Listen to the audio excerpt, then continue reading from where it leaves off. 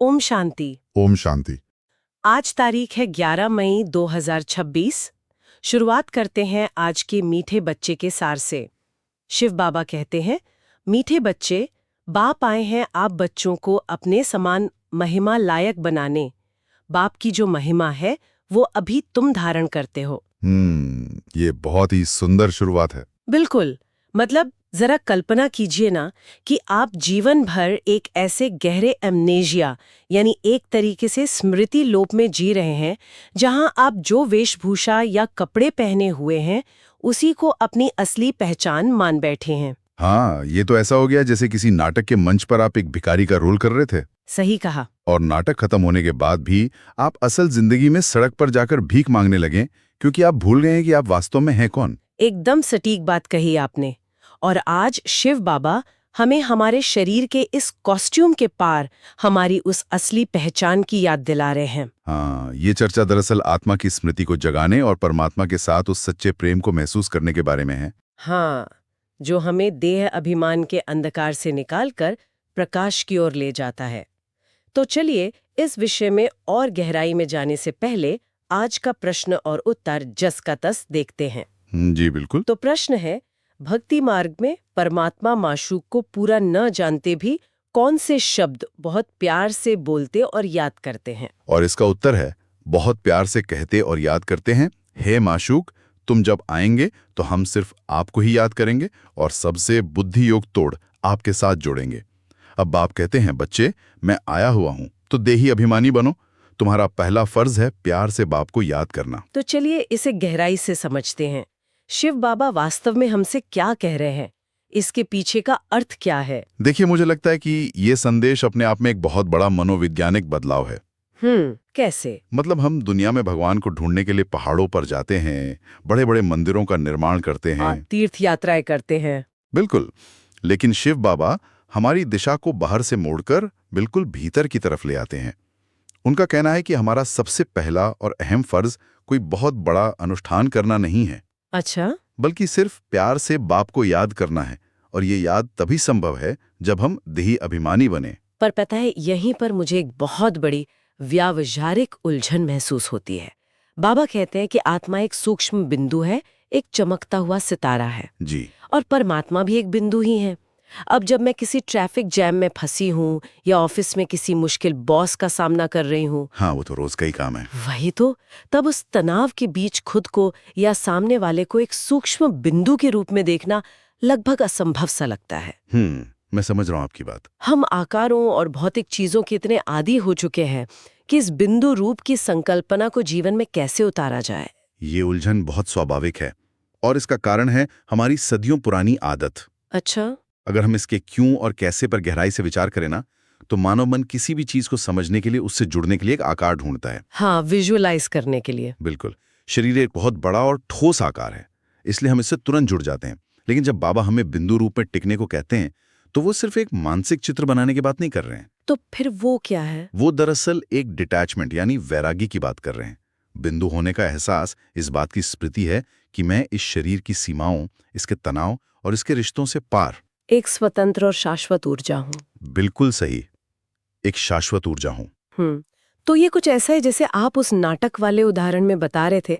जब मैं बिंदु रूप का अभ्यास करती हूँ तो मैं असल में अपने मन को ये याद दिला रही हूँ कि रुको, ये सिर्फ एक रोल है। जी, एकदम सही पकड़ लिया आपने। ये ट्रैफिक जैम, ये बॉस का गुस्सा, ये सब इस कॉस्ट्यूम के दुनिया का हिस्सा है, मेरी असली दुनिया का नहीं। यही बात है और यही कारण है कि भक्ति मार्ग में इंसान इस सूक्ष्म बिंदु की पूजा नहीं कर पाया। हाँ, क्योंकि एक डॉट पर फोकस करना मुश्किल है। शिव बाबा बहुत ही महीन बात समझाते हैं कि अगर मंदिर में पूजा के लिए केवल एक छोटा सा बिंदु रख दिया जाए तो आम इंसान उसे समझ ही नहीं पाएगा। उसकी तो बुद्धि चकरा जाएगी। बिल्कुल। वो सोचेगा कि मैं इतने विशाल ब्रह्मांड के रचयिता को एक छोटी सी बिंदी में कैसे देखूं। इसीलिए भक्ति मार्ग में बड़े बड़े शिवलिंग बनाए गए। अच्छा, आकार बड़ा कर दिया गया। हाँ, ताकि लोग उस पर ध्यान केंद्रित कर सकें, उस पर जल चढ़ा सकें। ये बात मुझे शिव बाबा के उस बहुत ही सटीक उदाहरण की तरफ ले जाती है जहां वो विजिटर बुक की बात करते हैं। हाँ, वो उदाहरण बहुत ही दिलचस्प है। बाबा कहते हैं कि अगर किसी विजिटर बुक में कोई पूछे कि तुम्हारा बाप कौन है, तो हम एक सेकंड सोचे बिना अपने लौकिक यानी शारीरिक पिता का नाम लिख देते हैं। तुरंत लिख देते हैं। लेकिन अगर उनसे पूछा जाए कि तुम्हारी आत्मा के बाप का नाम क्या है, तो कोई श्री कृष्ण का नाम लिख देगा, कोई हनुमान जी का नाम लिख देगा, या फिर सीधा कह देंगे कि हम नहीं जानते। हाँ, पारलौकिक बाप को हम दुख में पुकारते जरूर हैं, हे भगवान बचा लो, पर उन्हें ठीक से पहचानते नहीं हैं। और ये पहचान का खो जाना ही तो सबसे बड़ी विडंबना है। मनुष्य सोचने लगे कि परमात्मा का कोई बहुत बड़ा रूप है। जैसे ब्रह्म समाजी भी तो ज्योति को परमात्मा कहते हैं। हाँ, वे अखंड ज्योति स्वरूप तो मानते हैं, लेकिन यह किसी को पता नहीं है कि परमपिता परमात्मा वास्तव में एक बिंदी है। सत्य यही है कि आत्मा और परमात्मा दोनों बिंदु स्वरूप हैं। सारा खेल इस बात का है कि हम खुद को क्या समझते हैं। बिल्कुल, बिना खुद को आत्मा समझे उस पारलौकिक बाप को याद किया ही नहीं जा सकता। अब इस पहचान के खोने से एक बड़ा सवाल उठता है। अगर हम शुरुआत में इतने शुद्ध और शांत बिंदु थे, तो ये दुनिया इतनी उथल-पुथल वाली, इतनी जटिल कैसे हो गई? ये एक बहुत गहरा सवाल है। यहाँ ज्ञान और भक्ति का एक बहुत बड़ा कॉन्ट्रास्ट सामने आता है। बाबा अक्सर कहते हैं ब्रह्मा द्वारा स्थापना, लेकिन ये नई दुनिया जिसे बाबा विष्णुपुरी कहते हैं, उसकी स्थापना का विज्ञान क्या है? हम हमेशा इस सृष्टि चक्र के बारे में सुनते हैं, लेकिन बाबा ने इसके आदि, मध्य और अंत को कैसे समझाया है? देखिए, इस चक्र को समझने के लिए हमें ऊर्जा के नियम को देखना होगा। शिव बाबा समझाते हैं कि जो ब्रह्मा और सरस्वती हैं, वही भविष्य में विष्णु के दो रूप बनकर स्वर्ग की पालना करते हैं, यानी लक्ष्मी और नारायण बनकर। बिल्कुल, ये एक बहुत ही स्पष्ट साइकिल है। आत्मा जब अपने परम धाम से इस सृष्टि रूपी रंगमंच पर आती है, तो वो पूरी तरह से सतोप्रधान होती है। सतोप्रधान मतलब एकदम 100% शुद्ध ऊर्जा। हाँ, उस समय की दुनिया को ही स्वर्ग या विष्णुपुरी कहा जाता है, जहाँ केवल सुख है, शांति है। लेकिन जैसे जैसे जन्म बीतते हैं, आत्मा अपनी ऊर्जा खाच करती है। इसे अगर मैं आज की भाषा में समझने की कोशिश करूं, तो क्या ये एक स्मार्टफोन की बैटरी की तरह है? उठते हैं और फोन 100% चार्ज होता है, तो वो हमारा सतयुग या सतोप्रधान समय है। आप फोन में एक साथ कई ऐप्स खोल लीजिए, वो बिल्कुल स्मूथ चलेगा। बिल्कुल स्मूथ चलेगा, हाँ। बिना किसी रुकावट के। हाँ। लेकिन जैसे जैसे दिन ढलता है, बैटरी कम होती है। शाम तक जब बैटरी 2% पर आ जाती है, तो फोन हैंग होने लगता है। स्क्रीन धुंधली हो जाती है। बिल्कुल, ये हमारी आज की तमो प्रधान स्थिति है, जहां हमारा मन जरा से तनाव में हैंग हो जाता है। वाह, ये तो बहुत ही शानदार तुलना है। आत्मा की बैटरी डिस्चार्ज हो चुकी है, इसीलिए आज दुनिया नर्क बन चुकी है। अब जब बैटरी 2% पर हो, तो फोन को खुद से चार्ज नहीं किया जा सकता ना? उसे एक बाहरी चार्जर की जरूरत होती है। एकदम सही। शिव बाबा वही परम पावर सोर्स हैं। वो आकर इस तमो प्रधान दुनिया को वापस सतो प्रधान बनाते हैं। प्राचीन भारत ही वह स्वर्ग था, जहां देवताओं का राज्य था। और बाबा कहते हैं कि जब फिर से सतयुग आएगा, तो केवल हमारा एक छोटा सा देवताओं का परिवार होगा। हाँ, बाकी जितने भी खंड आज दुनिया में हैं, उनका नाम निशान नहीं होगा। यहाँ एक बात जो मुझे हमेशा सोचने पर मजबूर करती है। क्या बात? वह यह कि शिव बाबा ने ज्ञान देने के लिए इस साधारण बूढ़े तन को, यानी ब्रह्मा बाबा के शरीर को ही लोन पर क्यों लिया? ये सवाल बहुतों के मन में आता है। मेरा मतलब है, अगर परमात्मा इस धरती पर आ रहे हैं, तो वो किसी युवा, बेहद आकर्षक और चमत्कारी स्वरूप में क्यों नहीं आते? सही बात है।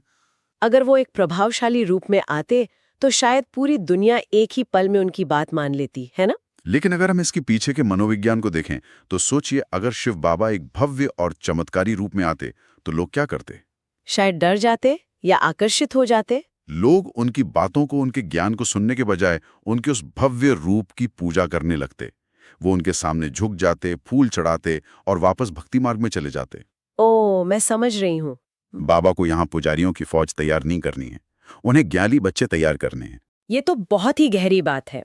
मतलब वो जानबूझकर एक साधारण पैकेजिंग चुनते हैं, ताकि हमारा ध्यान पैकेजिंग पे न जाकर उस संदेश पर जाए जो वो दे रहे हैं।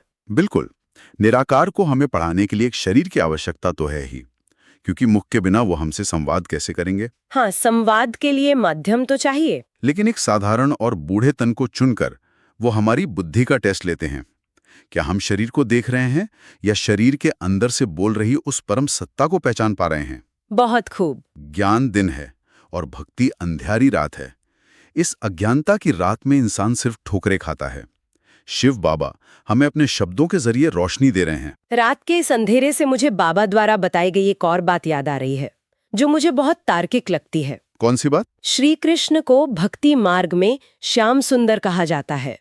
हम तो बचपन से यही कहानियां सुनते आए हैं कि श्री कृष्ण को किसी सांप ने डसा था, इसलिए उनका रंग नीला या सांवला हो गया। हाँ, यही बताया जाता है। लेकिन ज्ञान में बाबा इसका कितना लॉजिकल अर्थ बताते हैं। बिल्कुल सही। वो कहते हैं कि सत्युग का राजकुमार जो पूर्ण रूप से पावन है, वो काला कैसे हो सकता है? बिल्कुल सही। वास्तव में श्याम होने का मतलब शरीर के रंग से नहीं, बल्कि आत्मा के पतन से है।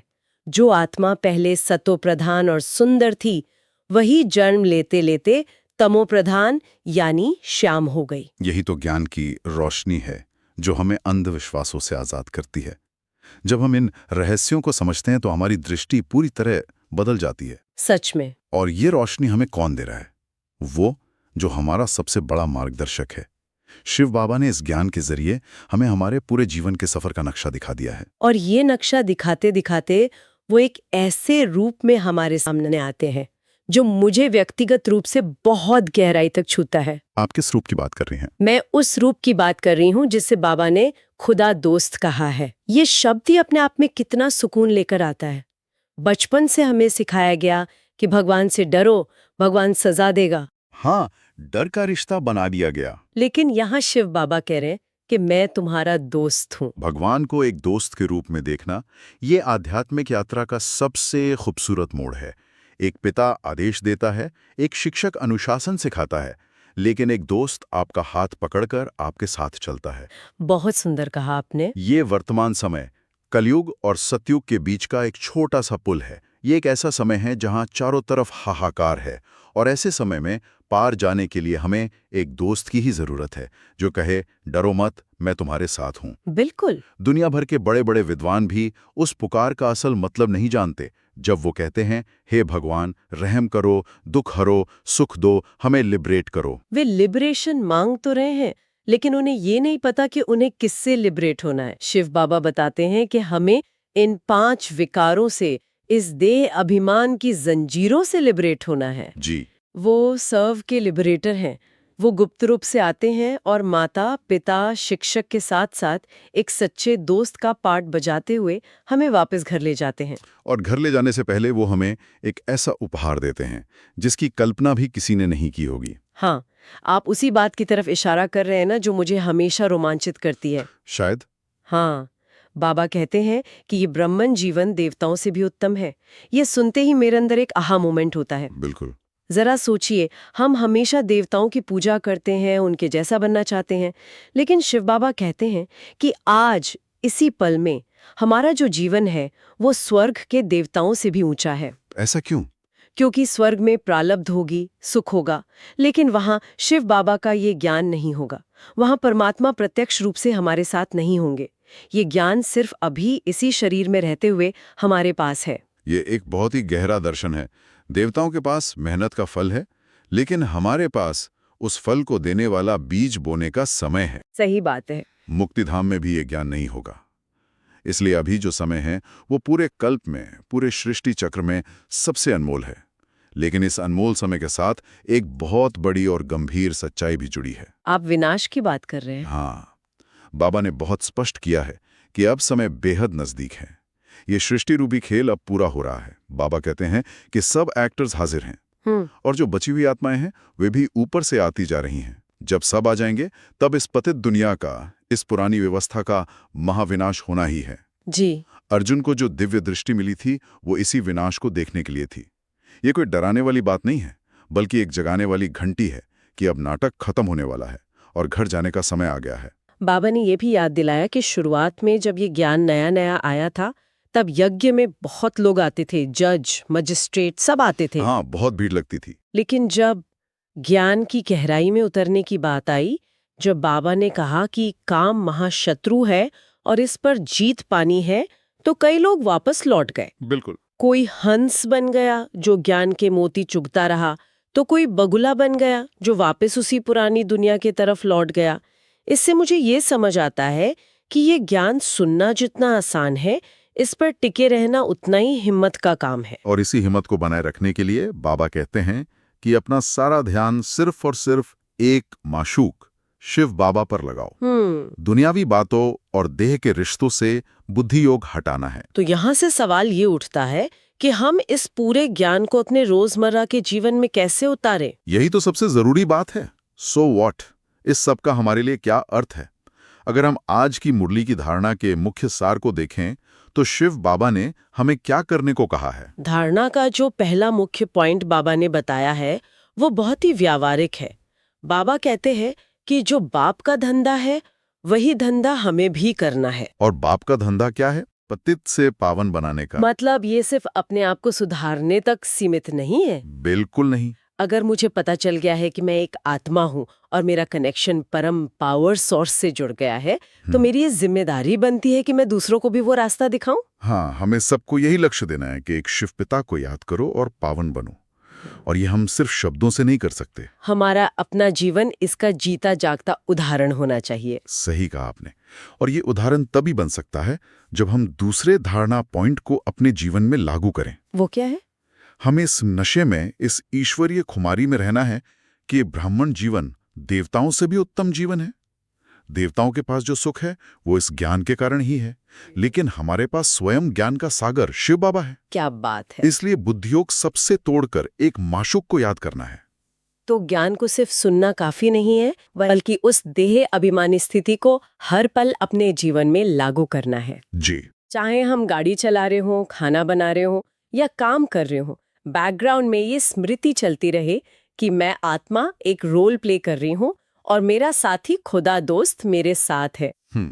और जब हम इस स्थिति में रहते हैं ना, तो हमारी वाणी, हमारा व्यवहार सब कुछ बदल जाता है। हाँ, स्वाभाविक रूप से। इसी बदलाव और व्यवहारिक प्रयोग की बात शिव बाबा ने आज के वरदान में की है। तो चलिए आज का वरदान चस्का तस देखते हैं। आज का वरदान है त्याग और स्नेह की शक्ति द्वारा सेवा में सफलता प्राप्त करने वाले स्नेही सहयोगी भव। इस वरदान का विवरण बहुत ही सुंदर और प्रेरणादायक है। बाबा याद दिला रहे हैं कि जैसे शुरू में यज्ञ के आदि में नॉलेज की शक्ति कम थी, बहुत सी बातें स्पष्ट नहीं थी, लेकिन त्याग और स्नेह के आधार पर बहुत सफलता मिली। बच्चों की बुद्धि में दिन रात बाबा और यज्ञ की तरफ ही लगन रही, जिगर से बस बाबा और यज्ञ निकलता था। जी। इसी शक्ति से सेवा के केंद्र बने। साकार स्नेह ने ही मन्नभव बनाया और साकार स्नेह ने ही सहयोगी बनाया। बाबा कहते हैं कि अभी भी त्याग और स्नेह की शक्ति से घेराव डालो तो सफलता मिल जाएगी। ये बहुत ही शक्तिशाली रिमाइंडर है कि अंततः प्यार और त्याग ही वो गोंद है जो हमें जोड़कर रखता है। बिल्कुल। और इसी से जुड़ा है आज का स्लोगन। और आज का स्लोगन है, फरिश्ता बनना है तो व्यर्थ बोल, वो डिस्टर्ब करने वाले बोल से मुक्त बनो। ये स्लोगन हम सभी के लिए एक बहुत बड़ा आईना है। हम ज्ञान की कितनी भी बड़ी बड़ी बातें कर लें, लेकिन अगर हमारी वाणी से किसी को परेशानी हो रही है या हम व्यर्थ की बातों में उलझे हैं, तो हम सच्चे फरिश्ते नहीं कहला सकते। एकदम सही बात है। अब आज के अव्यक्त इशारे की बारी है। ध्यान से सुनिएगा। सदा अचल अडोल एक रस स्थिति का अनुभव करो। कोई भी बात हो जाए, चाहे प्रकृति की चाहे व्यक्ति की, दोनों अचल स्थिति के आसन को जरा भी हिला न सकें। इतने पक्के हो ना, जैसे देखो शरीर आसन पर नहीं टिक सकता तो हलचल करेगा ना, ऐसे मन हलचल तो नहीं करता। सदा अचल अडोल, जरा भी हलचल नहीं हो। अगर कभी हलचल और कभी अचल है तो सिंहासन भी कभी मिलेगा कभी नहीं मिलेगा। ये इशारा हमें अपनी आंतरिक स्थिरता की बहुत ही कड़ी चेकिंग करने के लिए कह रहा है। बाहर तूफान हो सकता है, लेकिन हमारे अंदर की उस बिंदु रूपी आत्मा का सिंहासन हिलना नहीं चाहिए। जी, इस पूरी चर्चा को समेटते हुए, इससे पहले कि हम आज विदा लें, जरा इस एक विचार पर गौर कीजिएगा।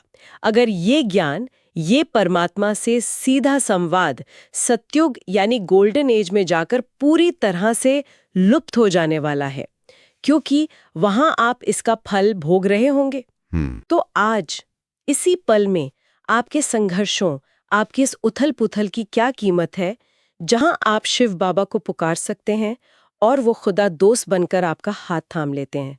ये समय लौटकर नहीं आएगा। बिल्कुल नहीं आएगा। इस अनमोल समय की कीमत पहचानिए और अपनी उस बिंदु स्वरूप की स्मृति को जगाए रखिए। तो आइए 2 सेकंड के गहरे मौन में इस अचल स्थिति का अनुभव करें। ओम शांति। ओम शांति।